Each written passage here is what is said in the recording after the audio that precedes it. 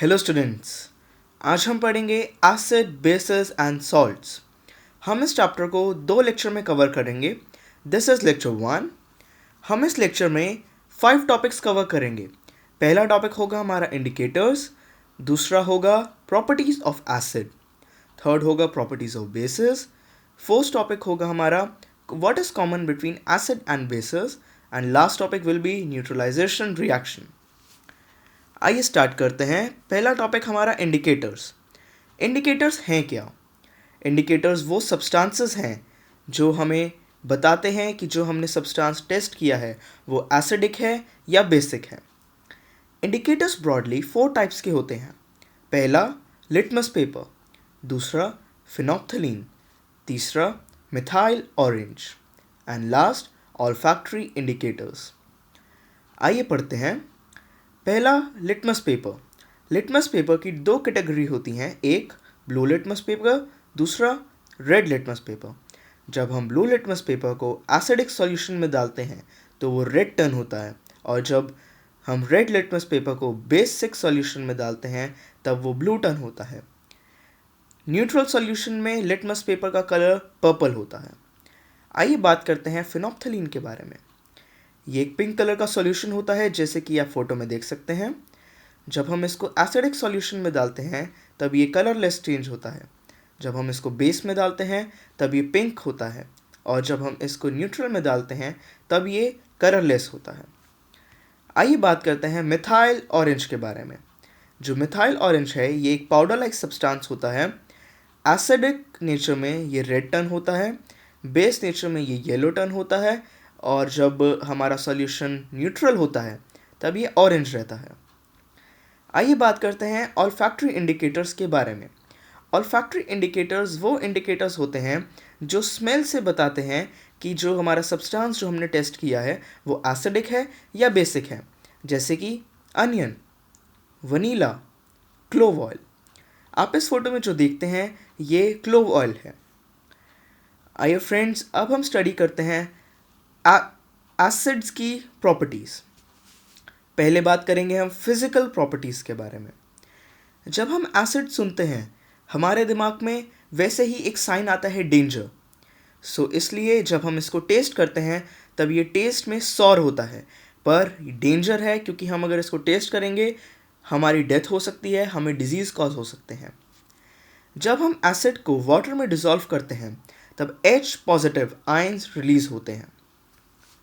आइए बात करते हैं इसकी केमिकल प्रॉपर्टीज़ के बारे में। जब हम एसिड को मेटल्स के साथ रिएक्ट करते हैं तब हमारा एक मेटल सॉल्ट बनता है और साथ में हाइड्रोजन गैस रिलीज होती है।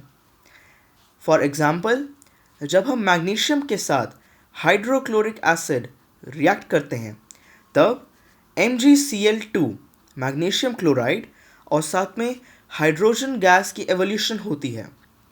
फ्रेंड्स, मैंने आपके लिए एक वीडियो सर्च करी है, लेट्स सी ये रिएक्शन कैसे होता है। ये जो एक बीकर है इसके अंदर हमने जो सॉल्यूशन डाला है ये है हाइड्रोक्लोरिक एसिड। हम इसके अंदर अभी मैग्नीशियम डालेंगे और देखते हैं क्या होता है।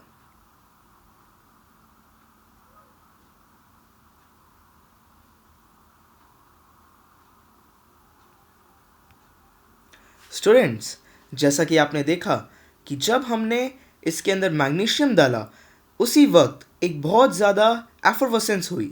हम इसको क्या कहते हैं? Evolution of hydrogen. So I hope it was very clear to you. आइए अब हम पढ़ते हैं जब हम एसिड को मेटल ऑक्साइड के साथ रिएक्ट करते हैं। जब हम एसिड को मेटल ऑक्साइड्स के साथ रिएक्ट करते हैं तब एक सॉल्ट फॉर्म होता है और साथ में वाटर रिलीज होता है।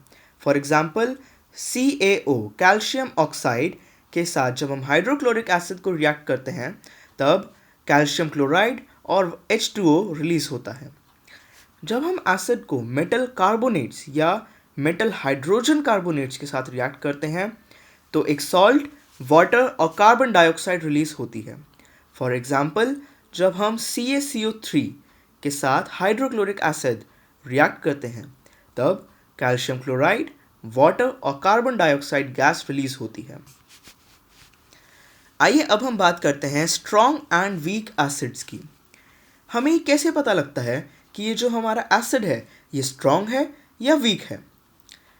इससे ये हमें पता लगता है अगर वो एसिड बहुत लार्ज एक्सटेंट तक आयोनाइज्ड है तो वो स्ट्रॉन्ग है, और अगर वो बहुत कम एक्सटेंट तक आयोनाइज्ड है मतलब कि वो वीक है।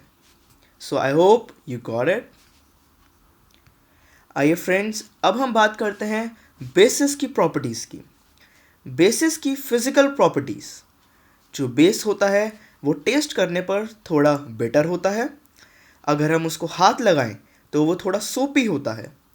जब हम उसको वाटर में डिज़ोल्व करते हैं तब वो OH नेगेटिव आयंस रिलीज़ करता है।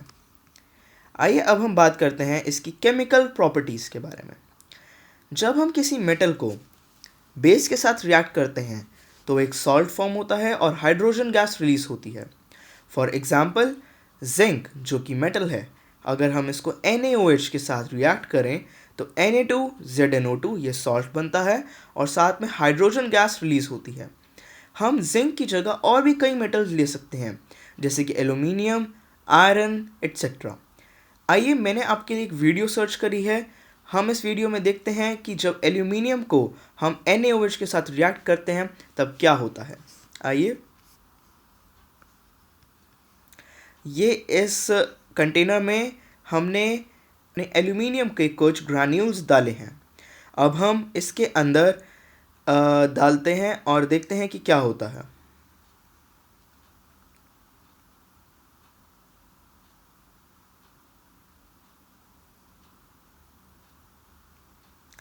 फ्रेंड्स, अभी हमने इसके अंदर NaOH डाला है और अब हम इसके ऊपर एक बैलून लगाएंगे जिससे कि हमें पता लगेगा कि जो गैस रिलीज हो रही है उससे हमारा जो बैलून है वो हमारा इन्फ्लेट हो रहा है। आइए देखते हैं। ये जो हमारा सॉल्यूशन प्रिपेयर हुआ है इसमें से हाइड्रोजन गैस अभी इवॉल्व होएगी और लेट्स सी। देखो, हमें इसमें थोड़े थोड़े बबल्स दिखाई देंगे जिससे कि हमें हाइड्रोजन गैस रिलीज हो रही है। देखिए ये बबल्स, और थोड़ी ही देर में हमारा जो बैलून है वो ऐसे इन्फ्लेट करेगा। तो फ्रेंड्स, हमें इससे क्या पता लगता है कि जो हमारा हाइड्रोजन गैस रिलीज होती है वो तब होती है जब हम किसी मेटल को बेस के साथ रिएक्ट करते हैं। आइए फ्रेंड्स, अब हम बात करते हैं जब हम बेसिस को मेटल ऑक्साइड्स के साथ रिएक्ट करते हैं। जैसे कि जब हम NaOH के साथ CO2 हम उसमें ऐड करते हैं तब Na2CO3 और साथ में वाटर रिलीज होता है। अब हम बात करते हैं स्ट्रॉन्ग एंड वीक बेसिस की। जैसा कि हमने एसिड्स के केसेस में पढ़ा था, सेम बेसिस के केस में होता है। जब हम बेस को कंप्लीटली आयोनाइज करते हैं तब हम कह सकते हैं कि वो स्ट्रॉन्ग बेस है, और जब हम उसको पार्शली आयोनाइज करते हैं तब हम कह सकते हैं कि वो एक वीक बेस है। आइए अब हम बात करते हैं कि एसिड और बेसिस के बीच में कॉमन थिंग क्या है। वो है कि दोनों इलेक्ट्रिसिटी कंडक्ट करते हैं। अगर हम किसी एक इलेक्ट्रिक सर्किट में बीच में हम इलेक्ट्रिक सर्किट की जो कनेक्टिंग वायर्स हैं हम उसको कट कर दें और उसको एसिड में डिप करें तो वो इलेक्ट्रिसिटी कंडक्ट करेगा। जैसा कि आप इस फोटो में देख सकते हैं कि हमने लेमन को चूज़ किया है। लेमन में जब हमने अपना कनेक्टिंग वायर्स को ज्वाइन किया तब हमने देखा कि जो बल्ब है वो ग्लो करेगा। क्यों? क्योंकि जो लेमन है, लेमन में हमारा सिट्रिक एसिड होता है। सो एसिड और बेसिस दोनों इलेक्ट्रिक करंट कंडक्ट करते हैं। आइए अब हम बात करते हैं कि हमारा एक जो सॉल्यूशन है वो एसिडिक और बेसिक क्यों होता है।